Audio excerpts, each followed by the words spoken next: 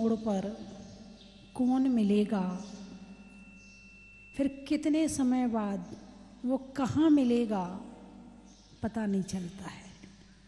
जैसा भैया जी ने बताया, उस समय हम शिखर जी की 121 वंदना शायद कर चुके थे। उसके बाद परिक्रमा की थी। भैया जी भी साथ में थे, 3-4 भैया जी और थे, और शायद मार्च या अप्रैल का महीना था, यही होली का समय था हैं। और उस समय मैंने कह दिया अब तो मैं नहीं जा रही। उस दिन मतलब इतनी गर्मी हो गई थी शरीर में कि आहार भी लेना मुश्किल हो गया था। तो मैंने कहा अब तो मैं थक गई, अब मैं नहीं जा रही। लेकिन बात भैया जी ने, नहीं माता जी चलना है, नहीं माता जी चलना, नहीं माता जी चलना। अब चलना है तो फिर चलो, और अच्छे लोगों की बात तो माननी चाहिए ना। और मैं भी मानती हूँ, जब कोई अच्छी बात बोलता है और मेरी खुद की हिम्मत ना हो तो मैं सामने वाले की बात मान लेती हूँ। चल मैं अपने आप नहीं कर पा रही तो कोई बात नहीं है, तुम कह रहे हो ना, चलो जो होगा। ज़्यादा सोचने वाले, ज़्यादा विचार करके काम करने वाले, ज़्यादा फूंक के कदम रखने वाले वो सोचते ही रह जाते हैं, काम नहीं होता है। और ये पता होना चाहिए सामने वाला सही कह रहा है और हमारी हिम्मत तो नहीं है, फिर भी तुम कह रहे हो तो चलो, चल दिए और 2 घंटे में पहुंच गए। ये सच में एक चमत्कार था, एक अतिशय था वहाँ का, जो मुझे अच्छे से याद है, जबकि बिल्कुल हिम्मत नहीं थी मेरी। आते ही शाम को बुखार आ गया था। ये भी याद है भैया जी को, शाम को बुखार आ गया था। और शरीर की अपनी क्षमता होती है, जैसे गाड़ी की अपनी स्पीड होती है, अपनी कैपेसिटी होती है, हर गाड़ी की अलग अलग। ऐसे शरीर भी एक गाड़ी है, इसकी क्षमता अलग अलग होती है। यदि इससे ज़्यादा करवा लो तो बीमार हो जाए। बीमारी तो हुआ ना, कल ठीक हो जाएंगे, काम तो हो गया। अरे बोलिए ना, कुछ लोग बिहार करवाने नहीं जाते संतों का, थक गए तो कौन चलेगा 5 किलोमीटर, कौन चलेगा 10 किलोमीटर, हमसे नहीं चला जाएगा। कहीं बीमार हो गए तो हमारे अंदर शक्ति, अरे हो जाएंगे तो हो जाएंगे, चल लो, जो होगा देखेंगे। मगर अच्छा काम है तो कर लो, बुरे काम की बात नहीं कर रही हूँ। नहीं तो अक्सर आदमी बुरी चीज़ पकड़ लेता। माता जी ने कहा, मन में आया, किसी ने कहा तो कर लो। जैसा कि वो अभी एक खबर चल रही है आजकल, कौन सी खबर चल रही है, वो किसने किसको मार दिया, वो ड्रम में रख दिया मार के। हाँ आ गई खबर, मुझ तक पहुंच गई है। कौन है, क्या नाम है उसका? वाह, नाम तो बड़ा सुंदर है, नाम तो बड़ा अच्छा है। काम क्या किया? अरे बोलिए ना, वो भी तो किसी के कहने में आई होगी, या उसके कहने में कोई और आया होगा। और वैसे भी जो कहा है ना, वो सही कहा है कि नारी, खजाना और भोजन पर्दे की चीज है। क्या? नारी, खजाना और भोजन पर्दे की चीज है। जब तक ये पर्दे में रहेंगे ये सुरक्षित रहेंगे, और जिस दिन ये पर्दे से बाहर आ गए इनको कोई नहीं बचा पाएगा, इनको कोई नहीं बचा पाएगा। ये खुद तो डूबेंगे ही डूबेंगे, और साथ में 2-4 को लेके और डूबेंगे। लड़की लोग के लिए कानून बने हैं कि लड़कियों को बचाओ, लड़कियां कमजोर होती हैं, लड़कियां, देख लिया लड़कियां कैसी होती हैं। और ऐसी एक लड़की नहीं है, लड़कियां तो ऐसी लाखों में हैं। बस किसी को मारने का मौका मिल गया और किसी को मारने का मौका मिला नहीं।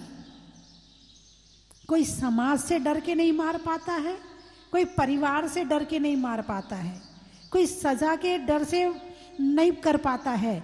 करने के लिए तैयार तो बहुत बैठी हैं, अपने अपने पति को मारने के लिए तैयार तो बहुत बैठी हैं। अपनी पता नहीं कितने बॉयफ्रेंड होते हैं और उनके चक्कर में, हाँ बिल्कुल सही घटना है, ये एक की नहीं है, हजारों की घटना होगी। मार क्यों नहीं पा रही हैं? क्योंकि डर है, भय है, उसने हिम्मत कर ली, तुम हिम्मत नहीं कर पा रही हो। अंतर इतना है, बाकी मारने को तैयार तो बहुत बैठी है। अच्छी संगति करो, अच्छे विचार वालों के लोगों के साथ रहो, अच्छी संस्कार वाले लोगों के साथ में रहो। जो शराब पीते हैं, सिगरेट पीते हैं, बिगड़ जाते हैं, उनके संस्कार में मत रहो, उनके साथ में मत रहो।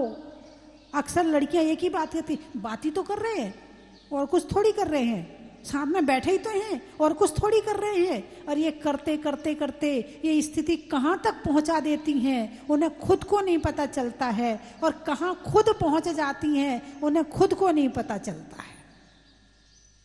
लड़कियों को संभालना बहुत जरूरी है। कानून तो जरूर बना दिए लड़कियों के लिए, लड़कियों के लिए कानून नहीं बनाए। लड़कियों के पाप की रक्षा हो रही है उससे, लड़कियों के पाप ढके जा रहे हैं उससे। लड़कियों को संभालना, और जिस लड़की के हाथ में मोबाइल है उस लड़की को तो पकड़ना और मुश्किल हो जाएगा, क्योंकि इनका ये भावुक बहुत होती है। लड़कियों की एक नेचुरल नेचर होता है, ये इमोशनल होती हैं, जल्दी से बह जाती हैं, जल्दी से किसी की बातों में आ जाती हैं। और कोई सामने वाला ना आ रहा हो तो सामने वालों को अपनी बातों में लाने का तरीका भी इनके पास होता है कि सामने वाला इनकी बात में कैसे आए, कैसे हंसना है, कैसे निकालना है। पहले की महिलाएं पैसों से इतना प्रेम नहीं करती थी, अरे बोलिए ना, बनाती थी ना। और पहले की महिलाएं तो ऐसी होती थी कि 7 दिन में एक बार सिर धोया और सिर धोने के बाद टाइट चोटी करी तो 2-2, 3-3 दिन तक बाल खोलती भी नहीं थी। ऐसा था पहले का समय। मैंने सुना है, मैंने कई बार अपने जो हैं ताई वगैरह वो बताती, बोले हमारी सासू रहती थी तो रोज बाल नहीं खोलने देती थी। और बालों का सीधा कनेक्शन दिमाग से है। बाल कहाँ हैं? दिमाग के ऊपर है। बालों की जड़ कहाँ है? दिमाग के अंदर है। सीधा कनेक्शन बालों से दिमाग का है। यदि ये बाल बंधे रहेंगे, पहले बाल बंधे होते थे तो लड़कियां बंध के रहती थी, और अब बाल खुल गए हैं तो ये खुल गई हैं। अब कितनी यहां बैठी हैं जिनके बाल बंधे हुए हैं। अब वो छोटी लड़की बाल खोल के घूमे तो एक बाल खोल के घूमते, तुम्हारी मम्मी भी तो खोल रही है, तुम भी तो खोल रही हो, सारी तो खोल रहे हैं।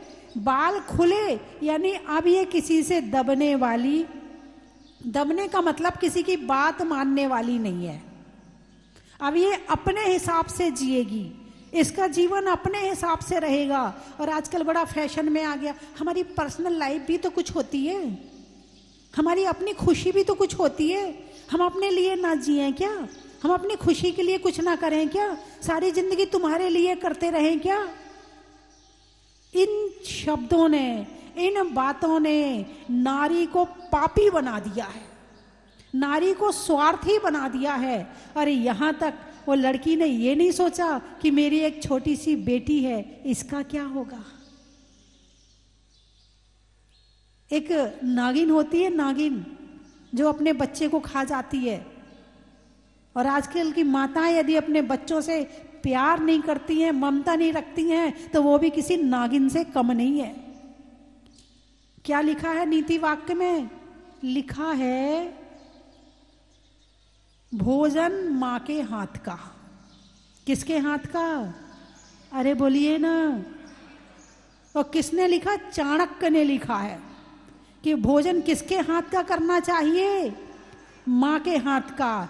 पत्नी तो कभी स्वार्थ में आके जहर खिला सकती है, मगर मां कभी अपने बच्चे को जहर नहीं खिला सकती है। उसने क्या किया? अपने पति को क्या खिलाया?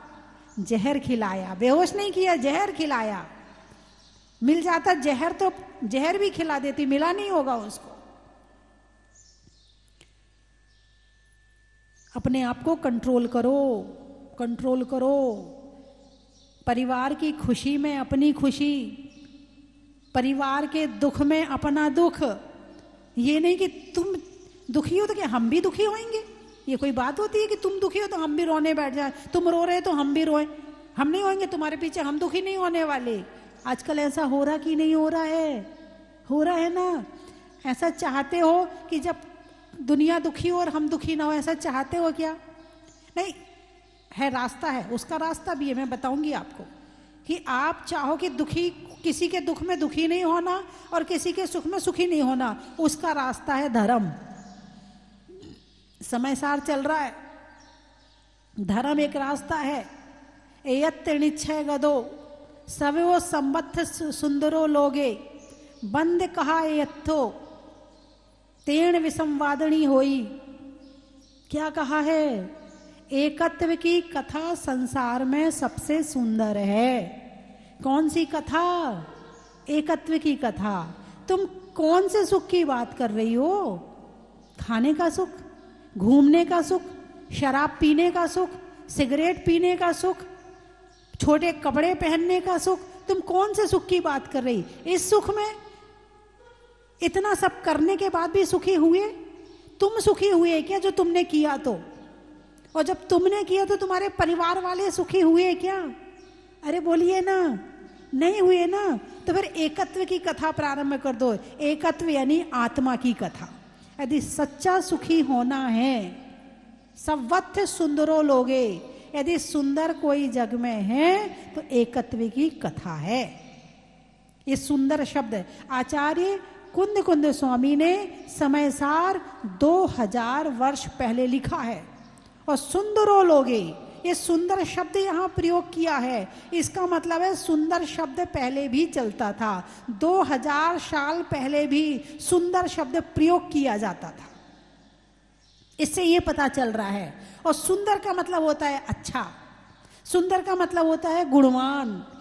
इस समय सार में उन्होंने शरीर को सुंदर बनाने की बात नहीं कही है कि संसार में सुंदर कौन है। बोले जो ब्यूटी पार्लर से अभी अभी निकल के आया है, अभी अभी 10,000 रुपये दे के आया है, अभी अभी 50,000 के कपड़े सुंदर पहन के आया है। आचार्य कुंद कुंद स्वामी ने उसको सुंदर नहीं कहा है।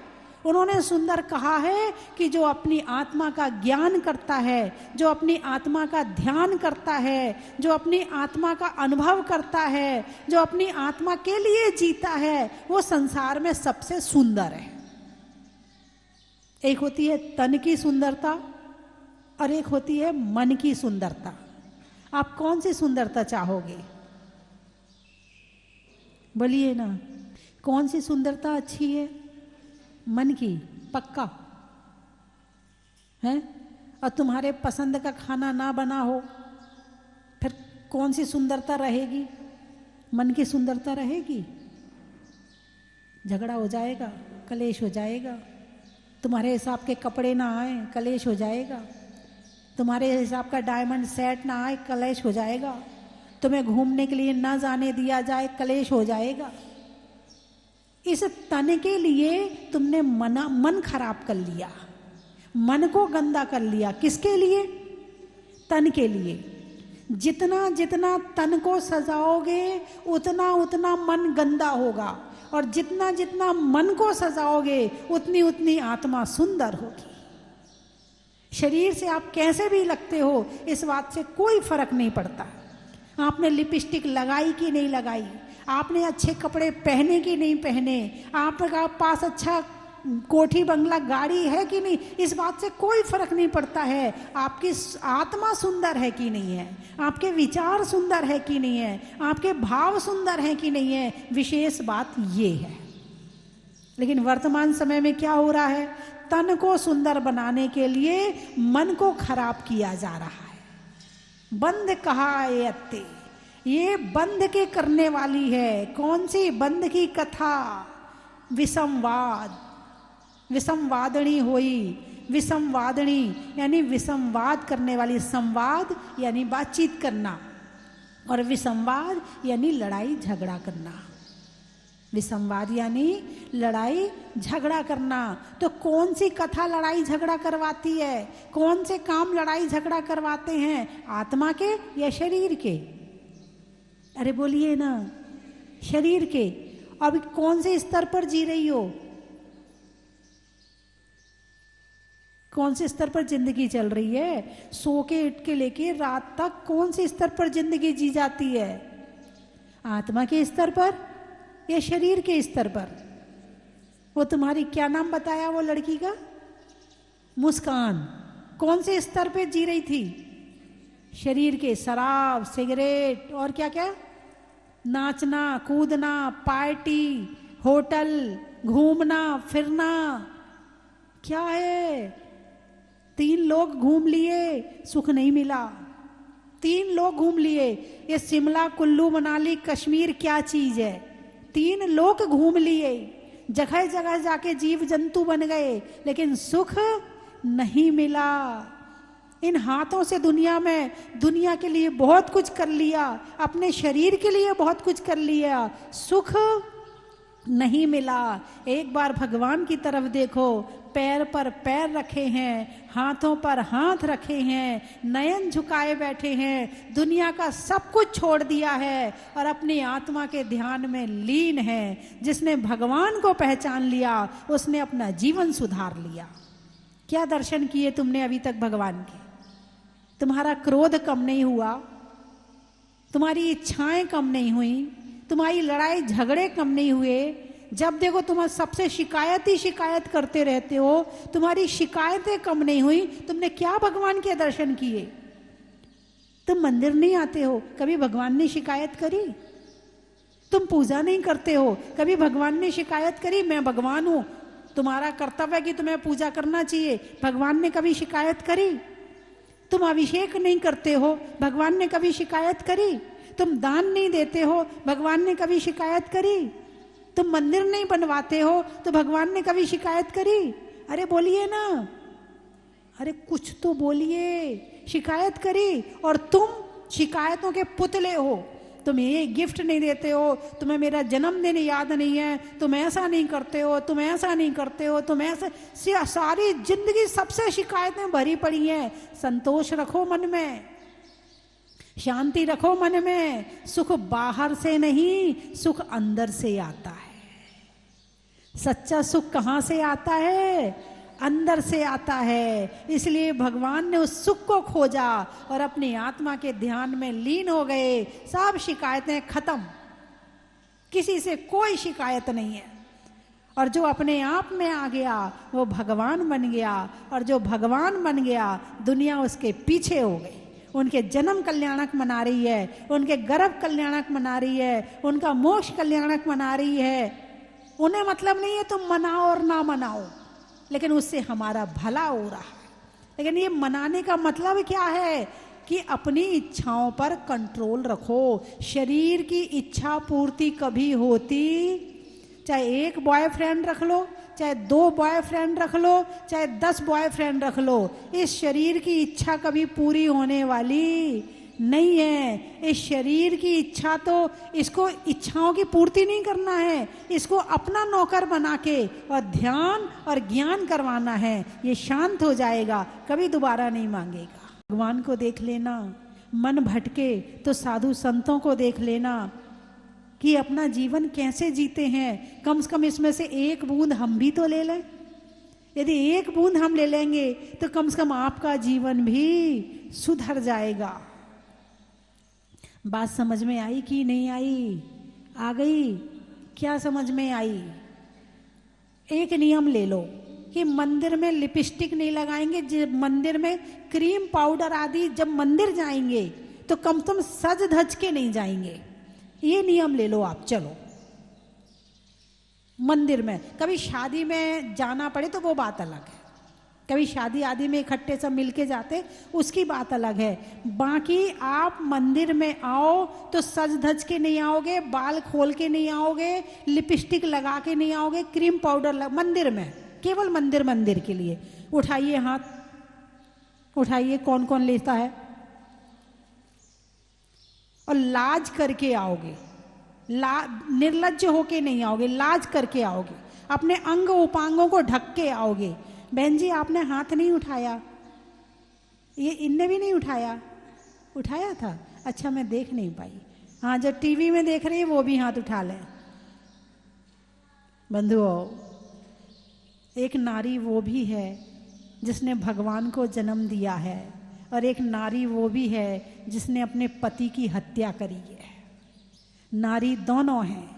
एक नारी का नाम हमारे आचार्य मानतुंग स्वामी ने लिया है, 100 नारी 100 सुत को जनती रहती 100 ठौर, और तुमसे सुत को जनने वाली जननी महती क्या है। और आचार्यों ने उनकी स्तुति करी है, आचार्यों ने उनका गुणगान किया है। और एक ये नारी है जिसने अपने परिवार का, ससुराल का, पीहर का, सबका नाम डुबा दिया, और नारी जाति को नाम डुबाने में उस नाम खराब कर दिया नारी का।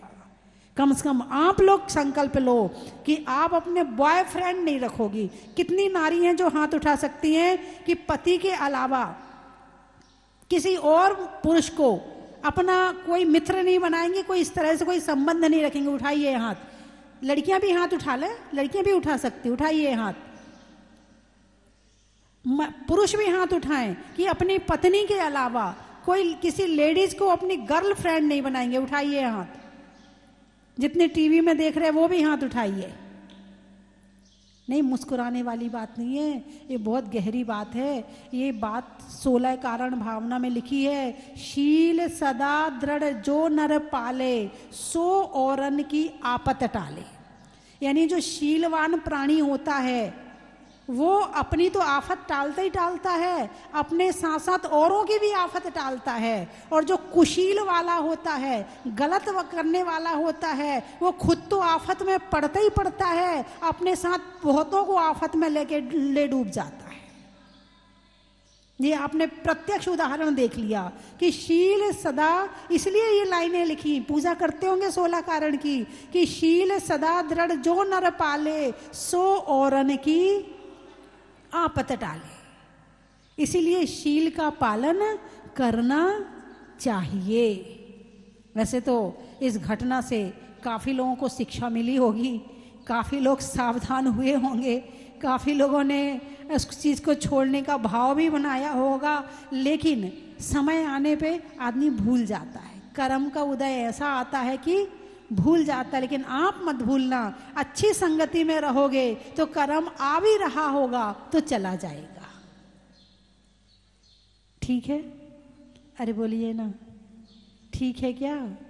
ठीक है। आप भी अपने बच्चों को अच्छे संस्कार देना, बच्चों को सिखाना, इसलिए सिखाना कि यदि आप नहीं सिखाओगे तो मोबाइल सिखा देगा, मोबाइल नहीं सिखाएगा तो वो गर्लफ्रेंड बॉयफ्रेंड सिखा देंगे। इसीलिए बच्चों को शराब, जैसे ही 8 वर्ष का होता है उसे संतों के पास ले जाओ, हैं, शराब सिगरेट आदि का त्याग करवाओ, उसे इन सब चीज़ों के नियम दिलवाओ। लड़का है, मैंने एक दिन और बताया था, चाहे लड़का हो या लड़की, यदि आपके घर में 8 वर्ष का हुआ है तो जिस दिन वो 8 साल का होता है या होती है, उस दिन एक थाली में अष्टद्रव्य का थाल रखिए, पूरा अष्टद्रव्य बनाइए, उसमें पूरा परिवार सज धज के और पूरे रिश्तेदारों को बुला के, उसके मित्रों को बुलाकर उसे मंदिर ले जाओ। लड़का है तो उससे अभिषेक करवाओ, पूजा करवाओ, और लड़की है तो उससे विधान करवाओ, बेटा आज तू 8 साल की हो गई है, अब तू पूजा करने योग्य हो गई है, अब आज से तू पूजा शुरू कर दे, और उसके हाथ से पूजा करवाओ। जब इन हाथों को अच्छे संस्कार दोगी तो ये हाथ फिर किसी की हत्या करने वाले नहीं है। जो हाथ पूजा नहीं करते हैं, जो हाथ दान नहीं करते हैं, जो हाथ किसी की वैयावृत्ति नहीं करते हैं, जो हाथ भगवान के सामने नहीं जोड़े जाते हैं, ऐसे हाथ ही किसी की हत्या करते हैं। यदि आपने अपने बच्चों को मंदिर नहीं भेजा है, यदि आपने अपने बच्चों के हाथों से संतों की वैयावृत्ति नहीं करवाई है, आहार दान नहीं दिलवाया है, आपने संस्कार नहीं दिए हैं, केवल साधन ही साधन दिए हैं। जो चाहिए, मोबाइल चाहिए, ले बेटा, कौन सा वाला चाहिए, आईफोन चाहिए, हाँ अभी मंगवाते तेरे लिए, और क्या चाहिए, लैपटॉप चाहिए, हाँ और ले बेटे, टीवी चाहिए कलर्ड वाली, अच्छा अभी मंगवा लेते हैं। साधन तो खूब दिए हैं मगर संस्कार नहीं दिए हैं। ऐसे लोग स्वयं भी परेशान रहेंगे, औरों को भी परेशान करेंगे। तो बात चल रही सम्यक प्रकार निरोध मनवच काय आत्म ध्यावत है। क्या कहा है 6 ढाला में? सम्यक प्रकार, सम्यक प्रकार से मन का निरोध करना चाहिए। मन कहता है आज पिज्जा खाना है, तो कहो आज नहीं मिलेगा। खुद से कहो, खुद से कंट्रोल कैसे करें? मन ने कहा पिज्जा खाना है, तुमने ऑर्डर चला दिया, जरा पिज्जा लेके आना। भाई बैठा, भाई जरा पिज्जा लेके आना। नहीं, आज कहो, आज मन कह रहा है कि पिज्जा खाना, तो आज नहीं मिलेगा, आज चाहे कुछ हो जाए। मन कह रहा है कि आज ये काम करना बुरे काम के लिए, तो धीरे धीरे धीरे धीरे धीरे मन फिर कहना ही बंद कर देगा। किसी को कंट्रोल करने के साथ साथ खुद को कंट्रोल करो। तुम्हारा मन जो मांगता है वो देना बंद कर दो। मन से कहना चल मंदिर, चल पूजा करेंगे, मन कहता नहीं आज नहीं जा रहे, दूर है मंदिर। मन पापों में इतना लग गया है कि धर्म करना नहीं चाहता है। अब इस मन को कंट्रोल करके यहाँ लगाओ और वहाँ से दूर करो, हो जाएगा। ऐसी कोई बड़ी बात है कि नहीं हो सकता, ऐसा नहीं है, हो जाएगा। करना पड़ेगा पुरुषार्थ, थोड़ा मन को दबाना पड़ेगा। ये मन दबेगा नहीं, फिर भी दबाना, तुम्हारे अंदर ताकत है, तुम दबा सकते हो, है ना। तो छह ढाला में क्या लाइनें आई हैं कि सम्यक प्रकार निरोध मनवच काय आत्म ध्यावते। इस मन को कंट्रोल करके, इन वचनों को कंट्रोल करके, इस काया को कंट्रोल करके आत्मा का ध्यान करना चाहिए।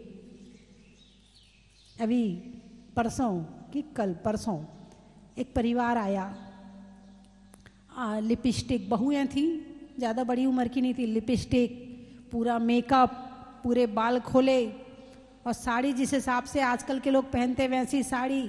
माता जी ये बच्चा पढ़ता नहीं, इसको आशीर्वाद दे दो। माता जी इसकी तबीयत ठीक नहीं रहती, इसको आशीर्वाद दे दो। फिर एक सास बोली माता जी मेरी बहू की तबीयत ठीक नहीं रहती, इसको आशीर्वाद दे दो। मैंने कहा मंदिर जाती हो? नहीं नहीं माता जी ये मंदिर नहीं जाती है। बच्चे मंदिर जाते हैं? नहीं नहीं माता जी ये भी मंदिर नहीं जाते हैं। माला फेरते हैं, करीब 10-12 साल के बच्चे थे, माला फेरते? नहीं नहीं नहीं फेरते हैं। नमोकार मंत्र सुनाओ, आधा सुनाया आधा नहीं सुनाया। अब मैंने कहा घर में परेशानियां नहीं आएंगी तो क्या होगा? सुख का रास्ता जो धर्म है वो तो तुमने बंद कर दिया, और जो पाप का रास्ता है वो तुमने खोल दिया। अब परेशानियां नहीं आएंगी तो क्या होगा? मैंने कहा जाओ खूब धर्म करो, फिर आके बताना कि खराब है या अच्छा है। सारे सुख का रास्ता एक ही है, धर्म। क्या है? धर्म है। किसी से मांगने की जरूरत नहीं है। यदि आप धर्म करते हो तो किसी के सामने हाथ फैलाने की जरूरत नहीं पड़ेगी। शांति धारा की झारी का, पुलिस की लारी का, और कंट्रोल करने में खुद को नारी का, घूमने में कार का, शास्त्रों में समय सार का, और बच्चों को देने में संस्कार का बड़ा ही महत्व है। हिंदी में मात्रा का, स्कूल में छात्रा का, आज आपकी जहाजपुर की यात्रा का बड़ा ही महत्व है। और कहाँ से आए हो? हाँ, गोटन करेली, फूलों में चमेली का, लड़कियों में सहेली का, फ्रेंड का नहीं, लड़कियों में सहेली का, और आने वालों में करेली का। बड़ा ही महत्व है। गाने में सुर का, नृत्य में नुपुर का, आने वालों में रायपुर का। बड़ा ही महत्व है। ट्रेन में टीटी का, घर में बेटी का, और आने वालों में गुवाहाटी का। बड़ा ही महत्व है। कोलकाता, बारिश में छाता का, बनने में अच्छी माता का, और आने वालों में कोलकाता का। बड़ा ही महत्व है। जबलपुर, अच्छा, रिश्तों में सुर का, रिश्तों में ससुर का, देवों में असुर का, और आने वालों में जबलपुर का। बड़ा ही महत्व है। सावन की घटा का, रसोई में पटाखा, और आने वालों में कोटा का। बड़ा ही महत्व है। नैनपुर, अरे वाह, नैनपुर, नैन पिंडरी के पास है ना? हाँ, सिवनी के पास है। क्या बात है, क्या बात है। हमारे भैया जी कह रहे सिवनी के पास है। सिवनी वो ऐसे ही हो गया कि भीलवाड़ा के पास में कोटड़ी है। जब वो लोग कहीं बाहर घूमने गए, बोले कहाँ से आए? बोले जहाजपुर के पास में कोटड़ी है। है ना भैया जी? हाँ, पशुओं में खुर का, गाने में सुर का, आने वालों में नैनपुर का, बड़ा ही महत्व है। त्रियंचों में बिल्ली का, डंडा में गिल्ली का, आने वालों में दिल्ली का, बड़ा ही महत्व है। में जाल का, गर्मी में रुमाल का, और आने वालों में भोपाल का। बड़ा ही महत्व है। खनिया धाना, धाना। रिश्तों में नाना का, पुर्जों में पाना का, और आने वालों में खनिया धाना का। बड़ा ही महत्व है। नागौर, राघोगढ़, राघोगढ़, वृक्षों में बड़का, बड़की जड़ का, आने वालों में राघोगढ़ का। बड़ा ही महत्व है। खेत में खाद का, भोजन में सलाद का, आने वालों में अहमदाबाद का। बड़ा ही महत्व है। हैं? मड़ी, मड़ी या गड़ी? मड़ी, अच्छा। अंगूठी में हीरे जड़ी का, भोजन में बड़ी का, और आने वालों में मड़ी का। बड़ा ही महत्व है। आकाश में तारा का, लगाने में नारा का, आने वालों में बारह का। बड़ा ही महत्व है। अनाज में चना का, गर्मी में पन्ना का, आने वालों में गुना का। बड़ा ही महत्व है। बहुत समय की भावना थी, और न जाने ऐसा योग बना कि हमारी बहनें भी आई हुई हैं, दीदी लोग, और उनके भाव थे कि जहाज़पुर चलना है। मैंने मन बना लिया, चूँकि कार्यक्रम लगातार चल रहे थे, लेकिन ये 2-3 दिन का समय था। मेरा सौभाग्य रहा, और जब ये पता चला कि मैं आरिका माँ स्वस्ति भूषण माता जी भी यहाँ विराजमान हैं, क्योंकि 20-25 वर्ष पूर्व माता जी से हमारा परिचय हुआ था। सम्मेद शिखर, क्या बात है। माता जी के साथ में हमने पहली बार वहाँ पर सम्मेद शिखर सिद्ध क्षेत्र की परिक्रमा की थी। यदि माता जी थोड़ा समय दें तो मैं वो कुछ क्षण आप लोगों के सामने बिताना चाहता हूँ। आज पहली बार माता जी सामने बोलने का अवसर है कि वो वंदना नहीं, वो परिक्रमा नहीं, एक अद्भुत हमारे जीवन का संस्मरण रहा। माता जी साथ सुबह निकले, नीमिया घाट पहुँचे। नीमिया घाट में माता जी के आहारचर्या संपन्न हम लोगों का भोजन हुआ। लगभग 3 बज चुके थे, और माता जी ने बोल दिया मैं तो रात यहीं रुकूंगी। हम लोग 3-4 ब्रह्मचारी लोग साथ में थे। माता जी से हम लोग भाइयों ने चर्चा की। हमने कहा नहीं, रात अपन को रुकना नहीं है, परिक्रमा एक दिन में पूरी करना है, और करना माता जी के साथ ही है। लेकर आई हैं तो अब लेकर भी जाएंगी। और माता जी की जो स्थिति थी, मैं आपको क्या बताऊं, मतलब वो सामायिक भी मैं समझता हूँ उन्होंने कैसे की होगी, मैं बता नहीं सकता। मैंने माता जी, जिम्मेदारी हमारी, यदि आपके साथ आए हैं तो जाएंगे आपके साथ ही, और आज ही। बोले मैं रास्ते में जंगल में रुक जाऊंगी, हमने जंगल में रुकने तैयार हैं, लेकिन चलोगी अभी। और चलते चलते आप लोगों को विश्वास नहीं होगा, 3 बजे चले नीमिया घाट से, और नीमिया घाट के बाद की स्थिति अद्भुत होती है। पहाड़, झरने और पर्वत। मात्र जितनी देर में हम लोग सुबह 6 बजे निकले थे, 12 बजे हम लोग नीमिया घाट पहुंचे थे, और नीमिया घाट से मधुबन पहुंचने में मात्र 2 घंटे लगे। माता जी के साथ हम लोग वहां पहुंचे थे, और वो वैसी परिक्रमा आज तक हमने 3 परिक्रमा कर चुका हूं सम्मेद शिखर की, लेकिन ऐसी यादगार परिक्रमा वंदना मैंने आज तक नहीं की जो माता जी के मंगलमय सानिध्य में की थी। और जब माता जी के बारे में पता चला, माता जी ने तो भगवान निकाल लिए हैं। क्या बोलूं मैं कि सच में जब मुनि सुब्रत नाथ भगवान के प्रथम बार दर्शन किए थे, कुछ वर्ष पूर्व में आया था, तो ऐसा लगा था कि भगवान बोल रहे हैं अब तुझे यहीं पर रुकना है, जाना। अद्भुत आकर्षण, अद्भुत ऊर्जा। और अभी जब मैं यहाँ पर कर रहा था, बस एक ही मन में माता जी विचार आ रहा था, भगवान जीवन में आगे कौन सी गति मिले कोई भरोसा नहीं, बस जहां भी रहें आपके दर्शन हमें मिलते हैं।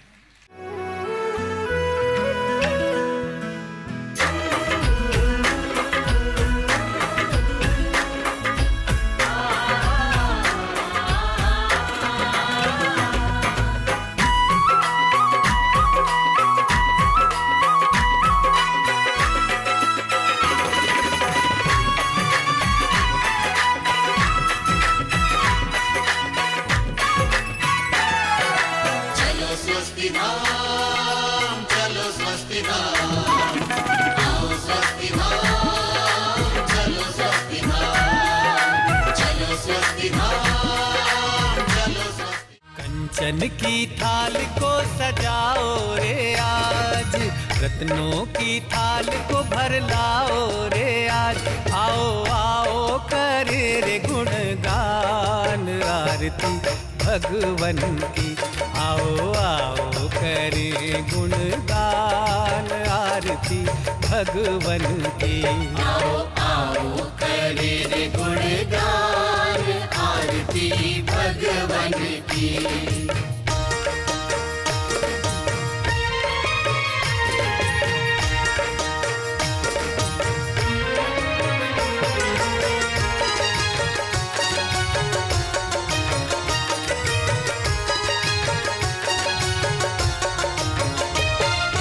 पिता सुमित्र के राज दुलारे, माँ पद्मा जी के नैनों के तारे।